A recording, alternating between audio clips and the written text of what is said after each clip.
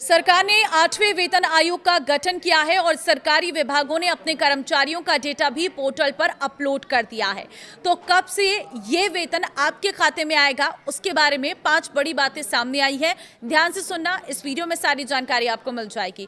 नमस्कार, मैं हूं आपके साथ ममता तिवारी और आप देख रहे हैं न्यूज़ 18 का डिजिटल प्लेटफॉर्म। कर्मचारियों और पेंशन संगठनों के साथ आयोग लगातार बैठक कर रहा है।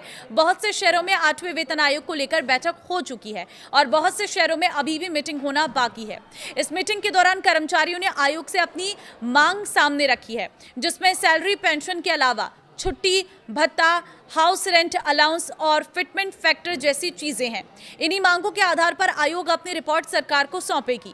रिपोर्ट सौंपने के बाद कैबिनेट इस पर अपनी मंजूरी देगा, तब जाकर इसे लागू करने के लिए नियम बनाए जाएंगे और फिर इसे लागू कर दिया जाएगा।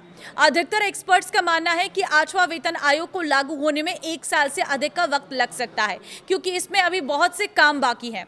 भले ही आयोग से तेजी से काम कर रहा है, लेकिन इसके फाइनल रिपोर्ट बनने और समीक्षा करने के दौरान अधिक समय लग सकता है।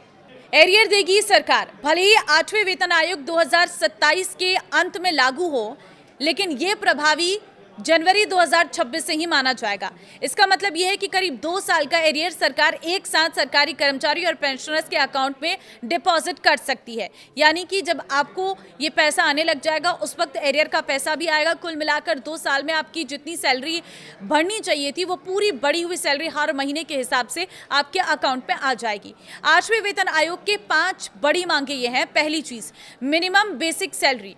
NCJCM ने मांग की है कि कम से कम बेसिक सैलरी को 18,000 रुपए से बढ़ाकर 69,000 रुपए कर दिया जाए। यह मांग फैमिली की जरूरतों और महंगाई को ध्यान में रखकर तैयार किया गया है। दूसरा है फिटमेंट फैक्टर। कर्मचारियों ने एक बड़ी मांग फिटमेंट फैक्टर को लेकर भी की है। कर्मचारियों की मांग है कि सरकार फिटमेंट फैक्टर को बढ़ाकर 3.83 कर दे। फिटमेंट फैक्टर के आधार पर ही बेसिक सैलरी में इजाफा करता है। अगर 3.83 फिटमेंट फैक्टर होता है तो ही कर्मचारियों की मिनिमम बेसिक सैलरी 69,000 रुपए होगी। तीसरी बड़ी बात है, हर साल 6% सैलरी पर बढ़ोतरी। कर्मचारियों की मांग सैलरी में हर साल बढ़ोतरी की भी है। सरकारी कर्मचारी मांग कर रहे हैं कि कम से कम उन्हें हर साल 6% की वेतन बढ़ोतरी मिले, ताकि उन्हें महंगाई से मुकाबला करने में आसानी हो। और चौथा, पुरानी पेंशन योजना OPS बहाल। इसके अलावा कर्मचारी संगठन की मांग है कि पुरानी पेंशन योजना को फिर से बहाल किया जाए। इसका उद्देश्य रिटायरमेंट के बाद कर्मचारियों को अधिक तय पेंशन सुरक्षा देना है।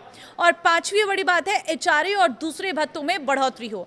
NCJCM ने न्यूनतम HRA स्लैब को 30% करने समेत भत्तों में संशोधन की मांग की है। इसके अलावा परिवार का कैलकुलेशन, प्रमोशन और पेंशन से जुड़े नियमों में भी बदलाव की मांग रखी गई है।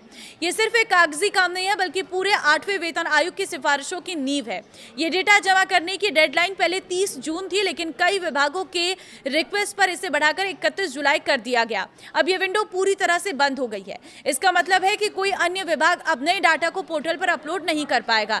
जिस हिसाब से 8वें वेतन आयोग पर काम चल रहा है, उस हिसाब से एक्सपर्ट्स अनुमान लगा रहे हैं कि 2027 में इसे लागू कर दिया जाएगा। हालांकि 8वां वेतन आयोग 2026 से ही प्रभावी माना जाएगा। इसका मतलब कि नया वेतनमान लागू होने के बाद 1 साल एरियर जोड़कर आपको दिया जाएगा। तो फिलहाल आपको क्या लगता है, किस तरह से इसे डिसाइड करना चाहिए और कितनी वेतन बढ़नी चाहिए, आप मुझे कमेंट में जरूर बताएं। नमस्कार।